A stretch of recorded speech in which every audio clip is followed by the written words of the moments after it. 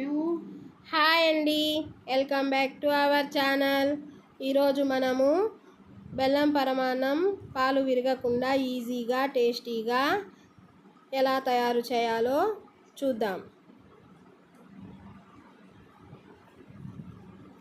ఇప్పుడు ఒక కుక్కర్ని తీసుకొని ఒక గ్లాస్ బియ్యాన్ని వేసుకుందాం. ఒక గ్లాస్ బియ్యానికి పావు గ్లాస్ చప్పున పచ్చనపప్పుని వేసుకుందాం. వాటర్ పోసుకొని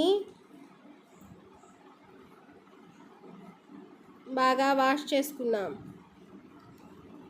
వాష్ చేసుకున్న తర్వాత ఒక గ్లాస్ బియ్యానికి నేను ఇక్కడ 3 గ్లాసుల వాటర్ పోస్తున్నాను. 3 గ్లాసుల వాటర్ పోసుకొని కుక్కర్ మూత ఉంచుకొని ఉడికించుకుందాం.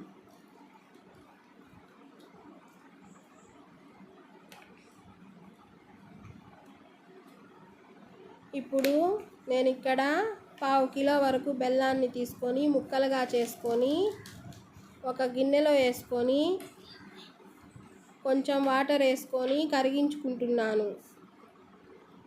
ఎందుకంటే బెల్లంలో నలకలు ఉంటాయి కదా, అందుకని. కరిగించుకున్న తర్వాత 4 విజిల్స్ వచ్చేంత వరకు ఉడికించుకుందాం.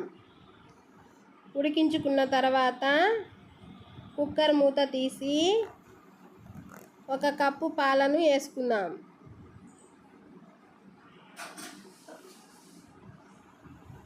ఒకసారి కలుపుకుందాం. పాలు మొత్తం కలిసేలాగా కలుపుకుందాం.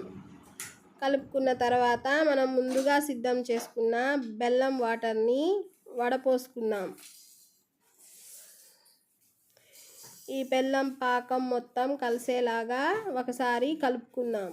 ఉండలు లేకుండా బాగా కలుపుకుందాం. ఇప్పుడు ఫ్లేవర్ కోసం ఇలాచీ పౌడర్ని వేసుకుందాం. ఇది కూడా బాగా కలుపుకొని ఇప్పుడు నెయ్యితో జీడిపప్పులను ఫ్రై చేసుకుందాం.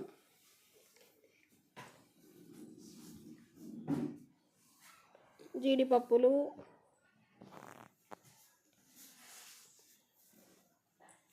కిస్మిస్ని కూడా వేసుకుందాం. ఈ 2 ఫ్రై అయిన తర్వాత పరమాన్నంలో వేసుకుందాం. పచ్చి కొబ్బరి ముక్కల్ని కూడా వేసుకుందాం. మొత్తాన్ని ఒకసారి కలుపుకుందాం. అంతేనండి, బెల్లం పరమాన్నం రెడీ అయిపోయింది. నచ్చితే లైక్ చేయండి, షేర్ చేయండి, మా ఛానల్ని సబ్స్క్రైబ్ చేయండి. Thanks for watching. బాయ్.